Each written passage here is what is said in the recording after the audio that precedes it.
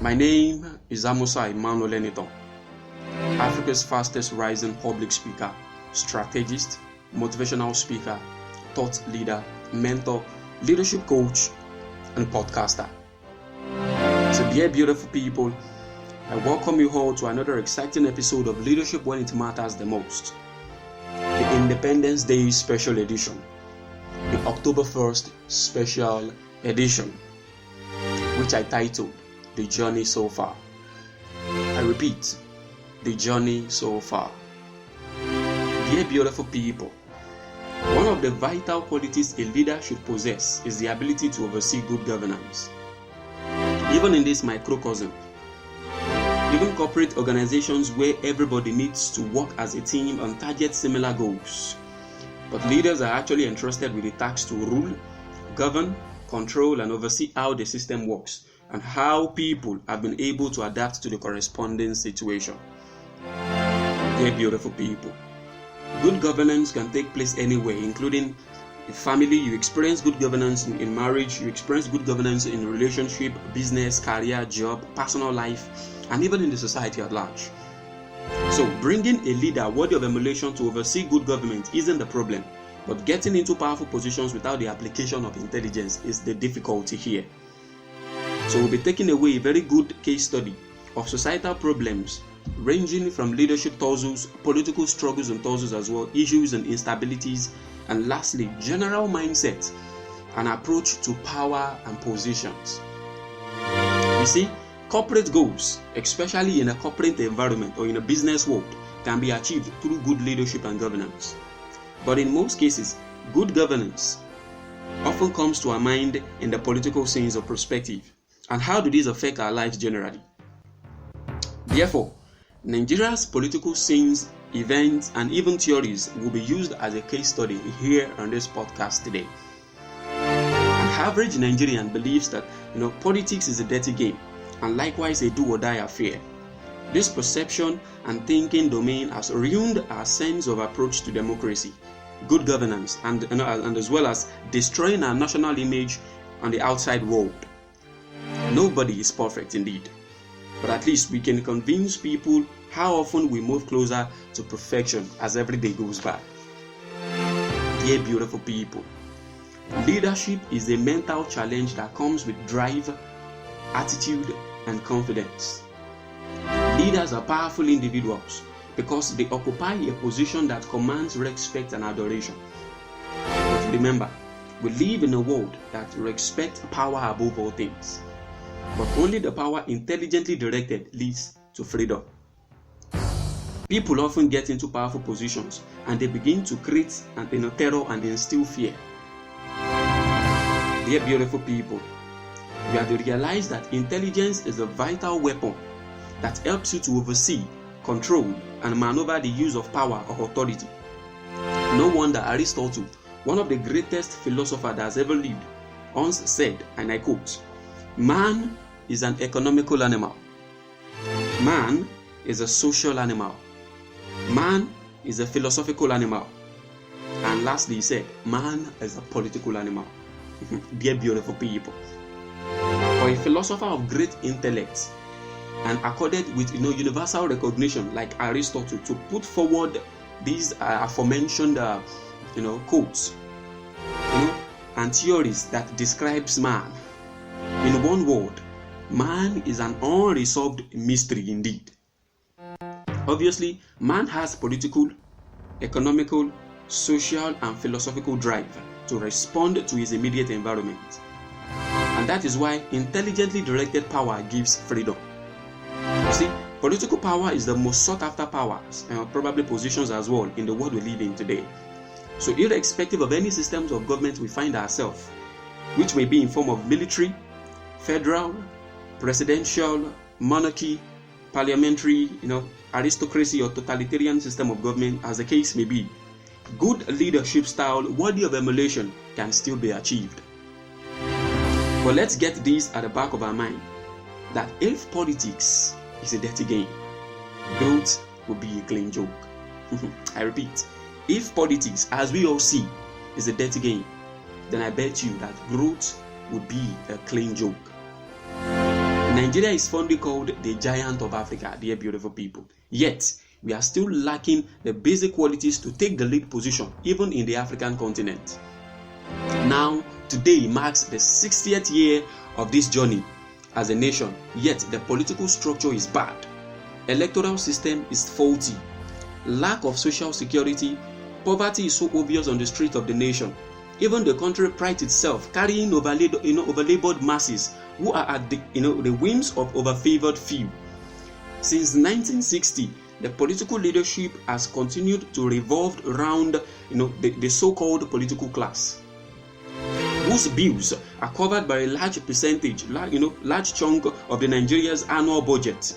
Not to even mention the corruption that at all levels of economic facet. Yet, we hear of Rebrand Nigeria project. Dear beautiful people, why rebrand a company when its services are below par? Now, these are the questions I would want you to to ruminate on as the session goes on, dear beautiful people. Another question is, then why repackage a product when its content is faulty? Dear beautiful people, these are questions I believe will help you consolidate on your strength and at the same time help you strengthen your weakness as the podcast goes on. Imagine good people carrying firearms, blowing up oil wells, abducting foreign expatriates and wealthy indigenes for ransom fee. Unemployment on the rise, no security for lives and properties, religion and ethnic wars. In fact, extremists, the Boko Harams, and freedom of information bill they refuse to pass. No electoral reforms, constituency development fee they digress into their accounts, and even inflation battles with our economy. Government project fees are inflated more than normal. Young men sit in front of the computer all day looking for the next white person to pay dollars. Even our great nation don't have constant power supply. And believe me, even on today's Independence Day as well. Can you imagine? You see, the court system is trying, but it is still slow. People rig their way confidently into offices, knowing that even if the election tribunal asks them to go home, they would go to the Supreme Court or maybe the Court of Appeal, and in the process, they tactically buy time. Imagine someone removed from the office after 3 years of a 4-year tenure. So what is left? Dear beautiful people, the problem is not the container. The content is actually the problem. You see, the problem is not the system, it's the people. Now, all we need here is the attitudinal change. It's what we all need, and not rebranding. It would make no sense carrying shoulders all over the place, telling people you can fly, and yet you have got no wings. You see, when people or probably somebody fools you or deceives you, you're not a fool. It just simply took advantage of your trust. But whoever deceives himself is a great fool. Obama refused to come to Nigeria. We murmured and we nursed bitterness because we felt we were better than Obama. Meanwhile, Clinton came and told us the same truth, the bitter truth, to be precise. It became too harsh for our ears. Even our political leaders argued that our statement was not a time picture of a nation. You just imagine. Even newborn babies know that policemen collect 20 naira on the highways, let alone the international world. Dear beautiful people, there's so much to say about the state of the nation, but I have a dream, a positive one to be precise. You see, the poor political, social, economic, and financial structure of the nation has left so many innocent Nigerians in a helpless and devastating situations, as the case may be. And that's why the ones in the upper trophic level of the society, through public embezzlement and wealth being amassed, the gap between the rich and the poor can't be bridged. Because the rich are getting more richer every day and the poor ones are getting more poorer as the day goes by. But I have a dream that one day the situations of things are going to change for the better with maximum assurance. So dear beautiful people, I have a dream that one day the eyes of our people will open to the truth and we will fight to sustain the dying nation. I have a dream that one day we will no longer for hours hungrily searching for beds in our hospitals as we watch our loved ones die in our arms in a helpless situation.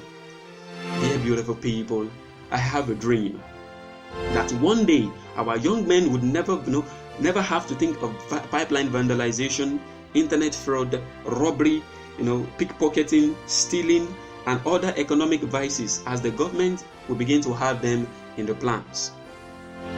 Dear beautiful people, I have a dream that one day Nigerians would be regarded and treated as first-class citizens anywhere and everywhere in the world. Dear beautiful people, I have a dream that one day we would never have to queue up for what we have in excess, and the government would never have to tell us they subsidize and import what we sell to others. I have a dream that one day Nigerians will be able to save the large chunk of our budget, which ordinarily would have gone into fuel and various forms of frivolities. I have a dream that Nigeria's economy would be viable and inviable one day. I have a dream that one day Nigerians on the street would take responsibility for himself and for his country. I have a dream that one day societal values shall be restored, as our ladies would no longer be prostitutes and harlots, and at the same time our men would no longer be fraudsters and slaves. I see a new Nigeria. I see hope. I see freedom one day. So dear beautiful people, hope hasn't forsaken us. Hope hasn't forsaken and forgotten us in this country. So no matter what the situation may be, I believe we all can still break barriers and set standards even in this microcosm. So thank you once again for joining me on this wonderful and beautiful and exciting episodes, to be precise, the Independence Day special edition. My name is Amusa Emmanuel Enitan, and thank you for connecting with me. And I believe that obviously hope hasn't forsaken us in this great nation. Thank you, and God bless you. We'll meet on another exciting episode next time. Goodbye.